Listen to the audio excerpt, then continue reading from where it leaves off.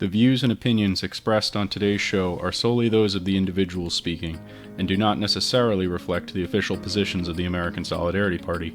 The official party platform can be found under the About Us page on the American Solidarity Party website, solidarity-party.org.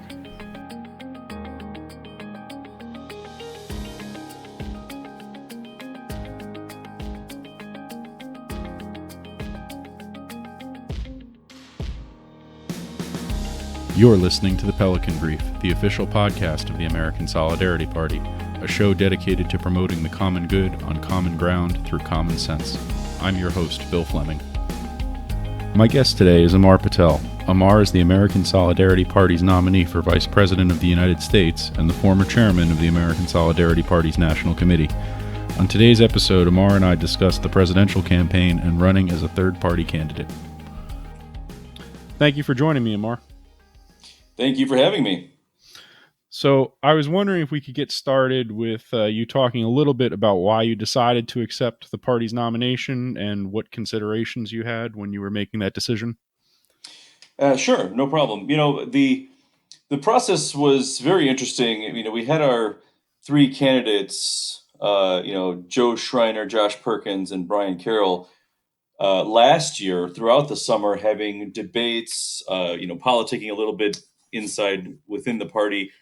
And, they had kind of discussed amongst themselves, I think to a certain extent, if when one of them was voted in as the candidate, whether the others would consider being the vice presidential candidate.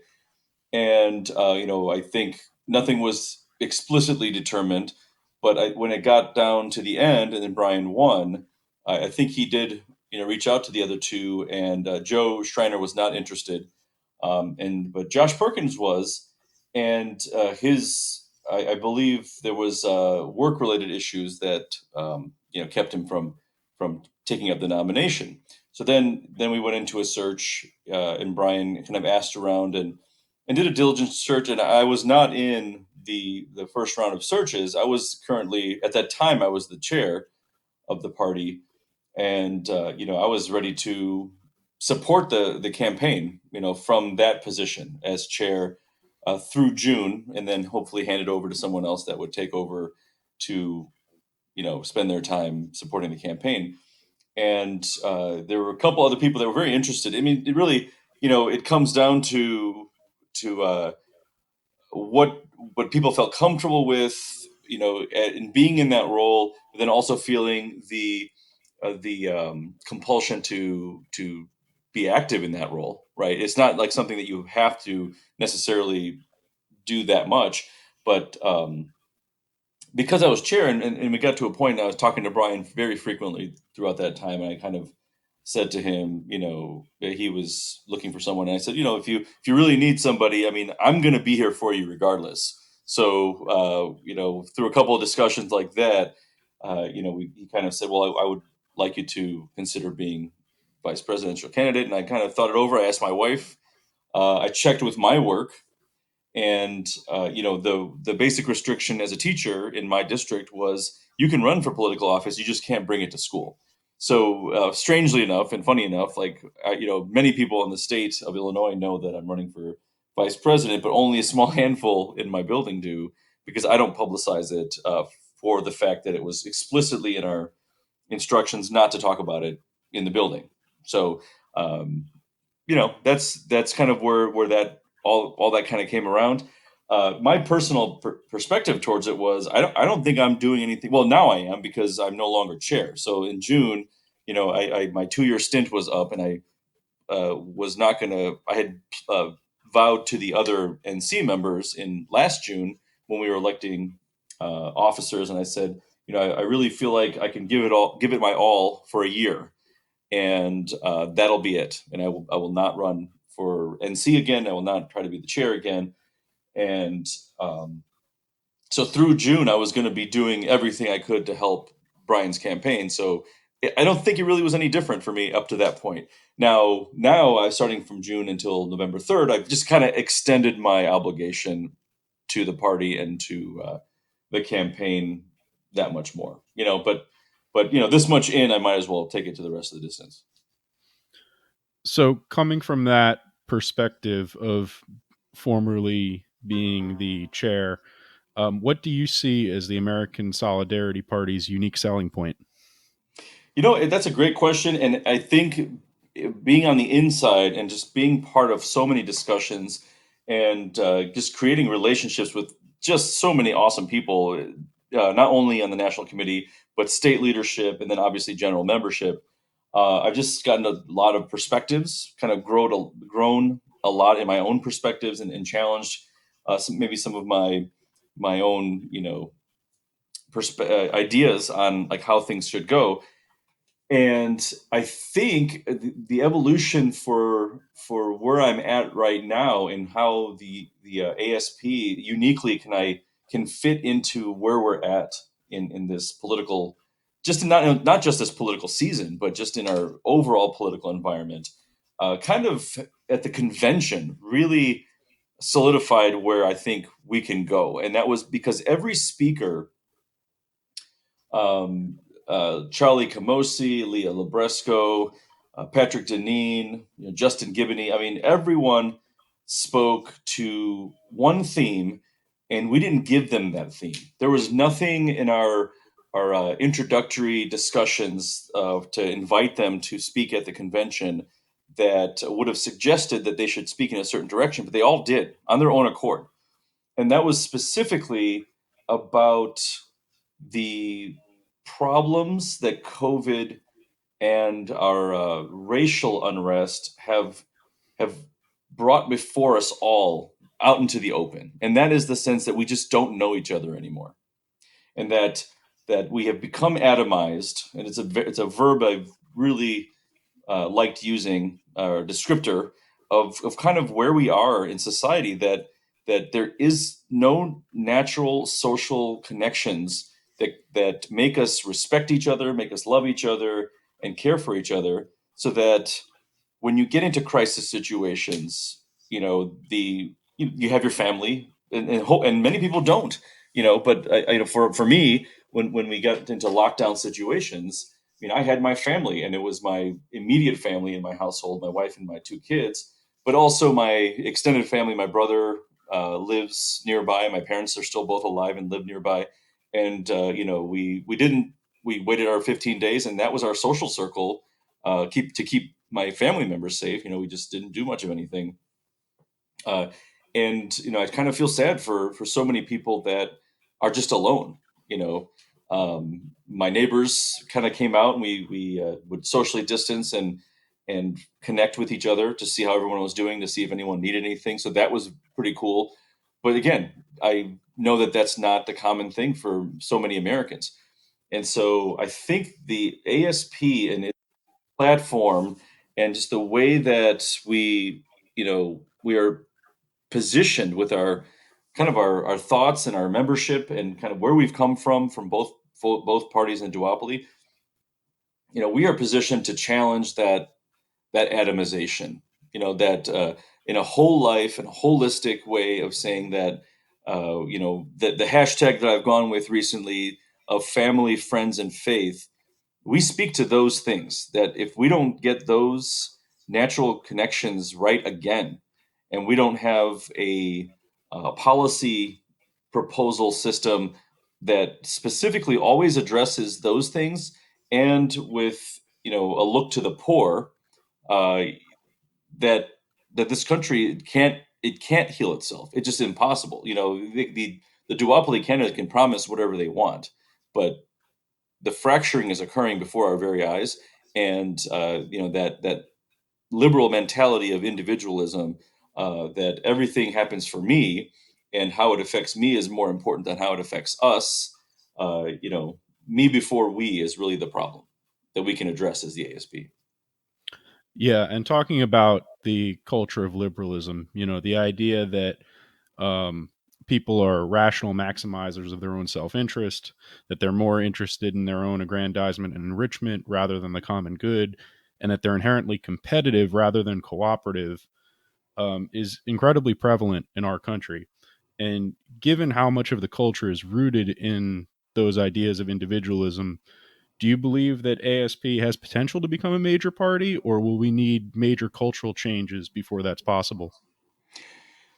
I always think that culture has to come first, and the prevalent culture has been that individualism. That really has been the driving culture.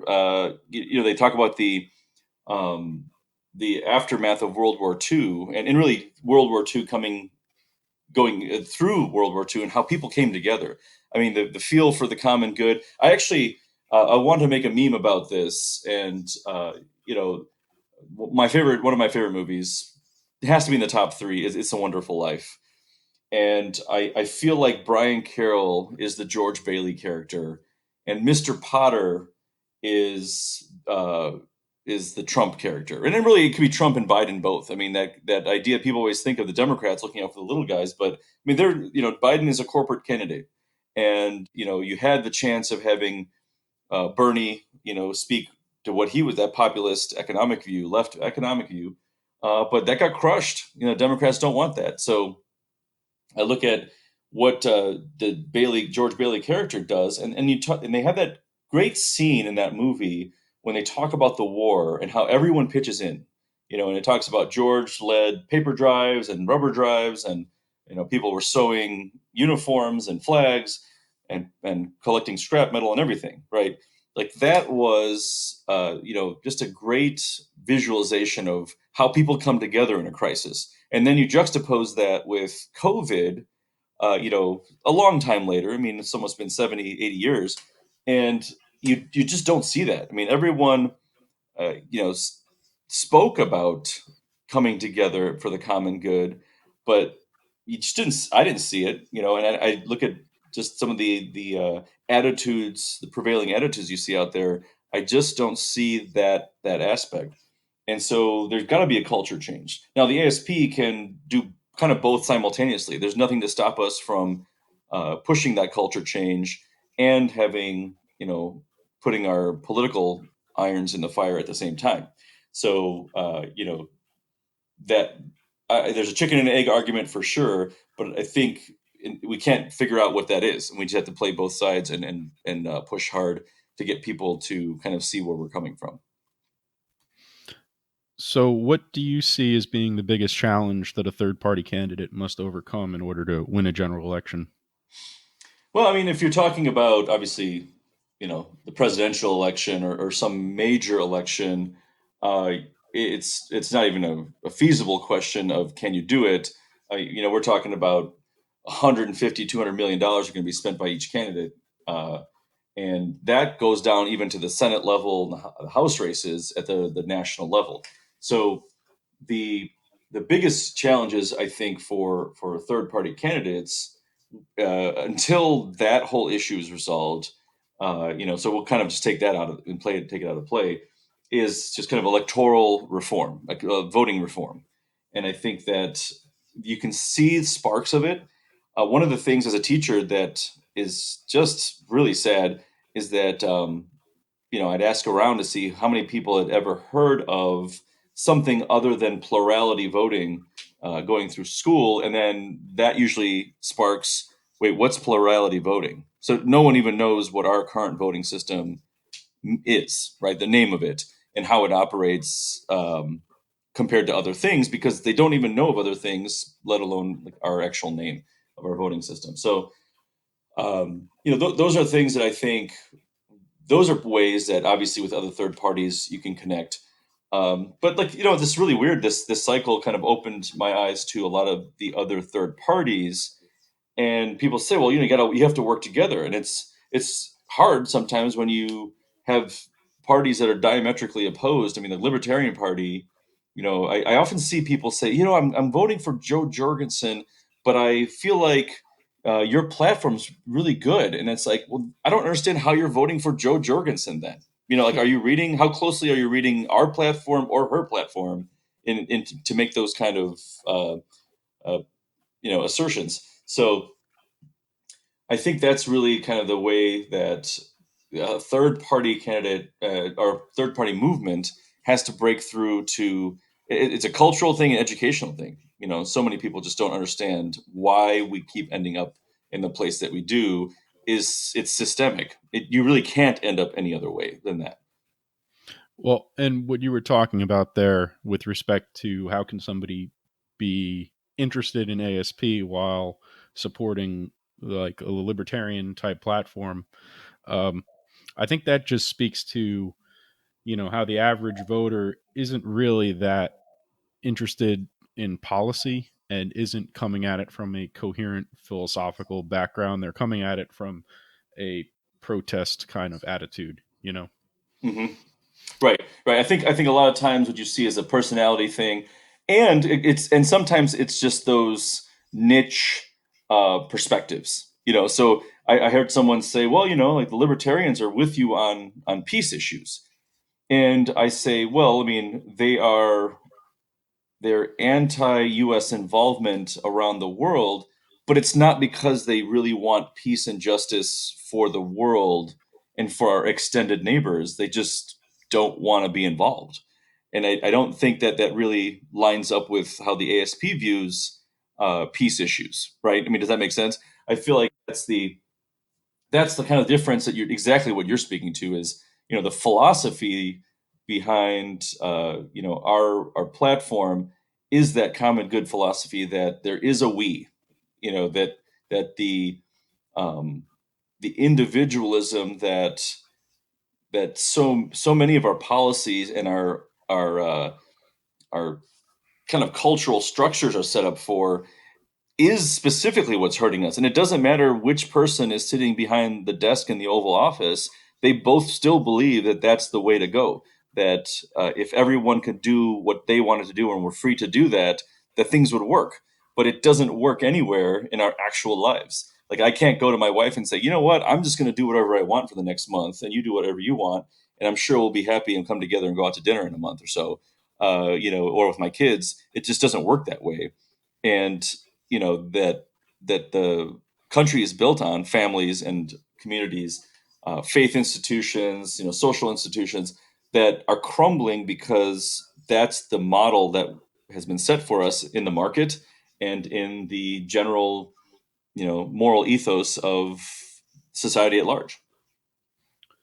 So, one common complaint about Donald Trump is that his background didn't adequately prepare him to be president.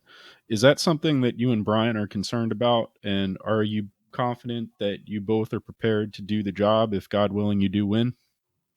Yeah, I feel like if anyone's really paid close attention, especially to the beginning of the Trump presidency, he not having that much experience uh, you know, in office, having no governmental experience, he brought together a team, and people can fairly criticize who he brought to be his advisors. I have the utmost respect for Brian Carroll, and I know that he would bring in far better moral, trustworthy advisors that were not looking out for their own interest or kind of special interests, but that would be looking out for the common good. And I think that the thing that so many who can correctly, and I agree with them, point to Trump's personality. I mean, that his perspective and his attitude has been very influential on his supporters and his detractors. And that kind of, I just said it the other day. Someone said that, if we don't get Trump out, it's the end of democracy. I said, if Trump was the end of democracy, whether he is like, if these 4 years have ended democracy or the next 4 years have ended democracy, it wasn't Trump doing it. It was the last 50 years of duopoly candidates bringing us down to the point where we were on the edge anyway.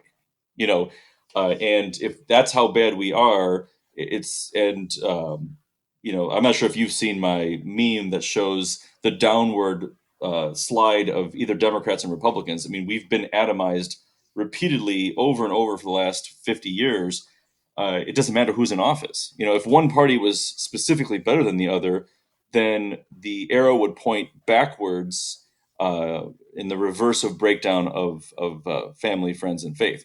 But the breakdown's continuous because it doesn't matter which party it is. They both are liberalizing parties that, and in that sense, we kind of have skipped over that part. And people might be listening, saying, "Oh, liberals and conservatives." I go, well, no. What we mean by that word is that notion that individualism is the crowning achievement of and goal of political process, where as the ASP, when we speak of the common ground and the common good and common sense, all those things point to there is strength in relationships, and nothing in this world works without that unity, community, and togetherness spirit. So, if someone is listening who's dissatisfied with the options given to us by the two major parties this year, but is undecided amongst the third party candidates, why should they vote for ASP? Yeah, I mean, I think that's what we've been talking about. That's my go-to for anyone who's undecided. We talked a lot for the last 2 years about how we are the whole life answer, and I firmly believe that. I'm not going to backtrack on that and say that that's not of utmost importance to me and to Brian. That that life issues are both and propositions. That you can't have just the anti-abortion concept of we're going to fight abortion in the um, through some legislation and try to defund Planned Parenthood. And look, we've done so much. I mean, that's kind of been the Trump mantra. And then on the flip side, saying that, well, we want to have abortion. It used to be like that whole safe, legal, rare concept that President Clinton was pushing, but that's long gone. I mean, now it's celebrate your abortion, and that Joe Biden actually, for the left part of the really really progressive part of his party, isn't far enough, on his position, even though he's fully pro-abortion to birth. So we would say that that abortion is definitely the willful taking of a human life, and then afterwards that you have to support that life. So that's one thing. I mean, if you're not a whole life, you don't have a whole life perspective. That you want universal health care, that you do want a robust welfare system, that the way our welfare system works, and this is part of the problem, is that concept of individualism is that you have social safety nets, but if you don't respect the natural social safety nets, then the social safety nets that your government has won't be rebuilding those. And I think that's probably the biggest problem with our approach to dealing with poverty, is that, well, if you give a person money, that should solve the problems, but that doesn't rebuild those relationships that were shattered because of all the atomizing that occurred. So people don't have the skills to resolve their interpersonal strife anymore. So like, I'll give you a great example. This just happened about a month ago, that a mother called the police because her son wouldn't do the dishes as she asked him to. And the police came in, and I don't even know what the resolution of that story was. I just know that that was in the police blotter. And, that's just a clear cut example of what happens when you raise that freedom, and I put quotes around freedom whenever I say this, that freedom being the mentality that I should be able to do whatever I want, and that if everyone kind of seeks their own self-interest, like you said earlier, that we can rationally kind of figure things out. But here's a situation where that family, the relationship in that family was so broken that that mother and that son, through mutual love, couldn't agree on some resolution to that conflict. And what happens there is exactly the opposite of what the libertarians want. When they say they want smaller government, their worldview creates specifically larger government. Because if everyone is doing whatever they want, who is the arbitrator of when there's conflict? And there will be conflict. We're human beings.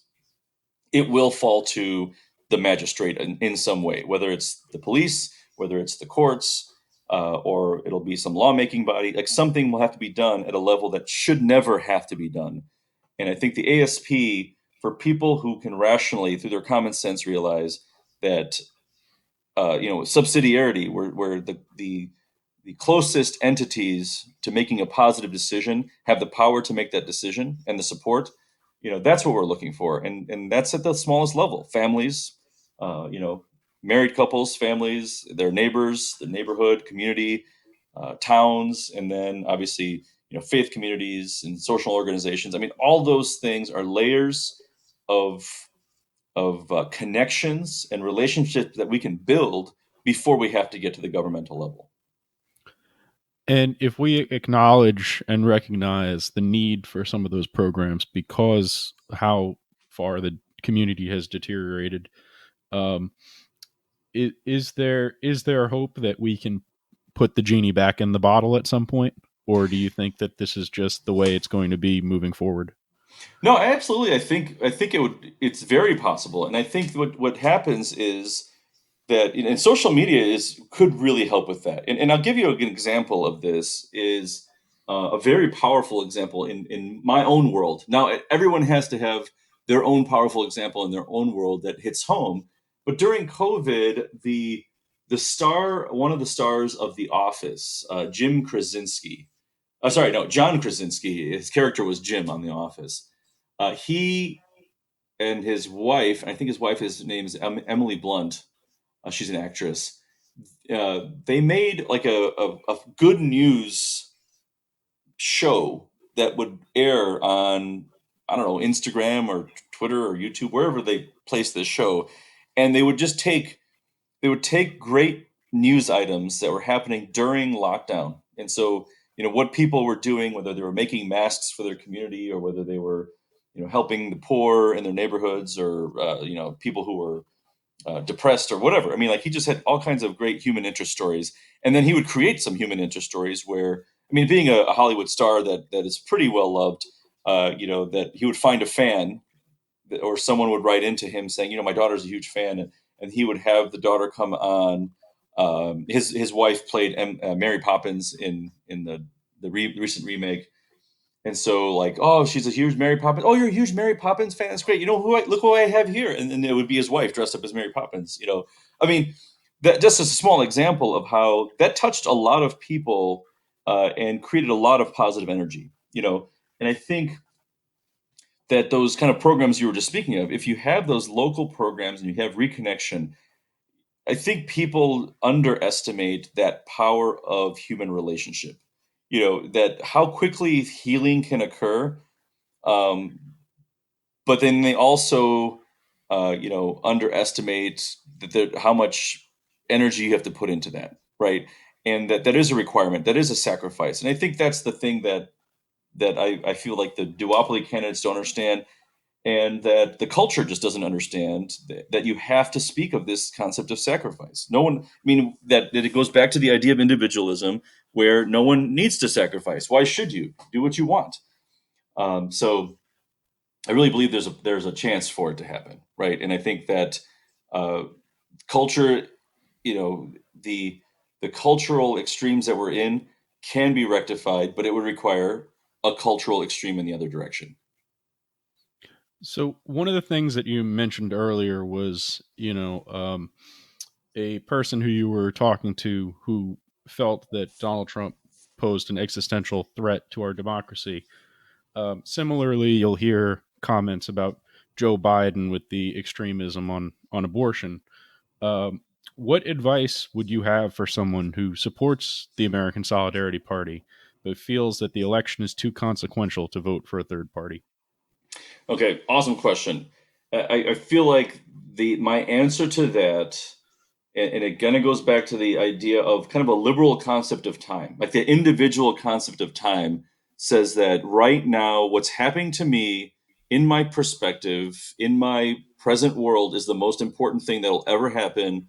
And the consequences of my personal action will make a difference for all time and eternity. And I think that we lose perspective because of our general culture of individualism. So you think in these kind of right here, right now. I have to make the decision.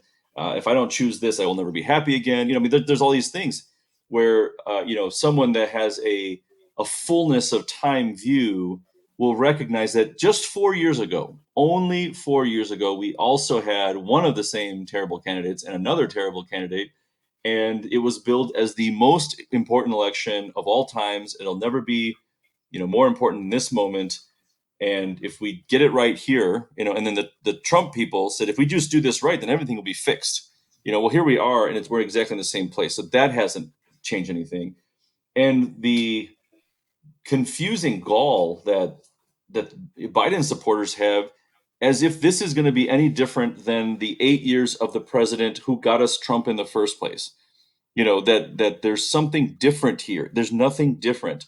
It's the same, and the two candidates, you can definitely argue that some things will be worse. There's certain aspects of both of them that will change the next 4 years, but voting for one of them, well, regardless, one of those two will take office, and in 4 years, I can't tell you which one will take office, but I can guarantee you in 4 years we will be at the most important election ever again. If people are interested in learning more about the campaign or getting involved, what can they do?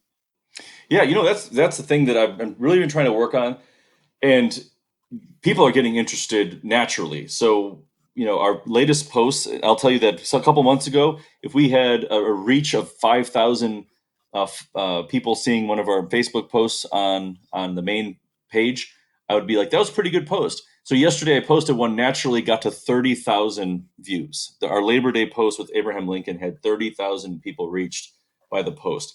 And that only happens with our own membership and our followers sharing our stuff. And the more people get on Facebook and Twitter and Instagram and share what we are putting out there as seeds that we're trying to plant for the culture at large, for the political environment at large, that's what you can do. I mean, we understand, we respect that people don't have millions of dollars to shove our way. That's not going to happen. But people underestimate their power and the power of social media and what they can do by sharing and commenting and discussing and absorbing, like what we're trying to establish as a third new way, as an answer to what the two main parties are doing. All right. Well, thank you for joining me, Amar. I appreciate it. Thank you so much for having me.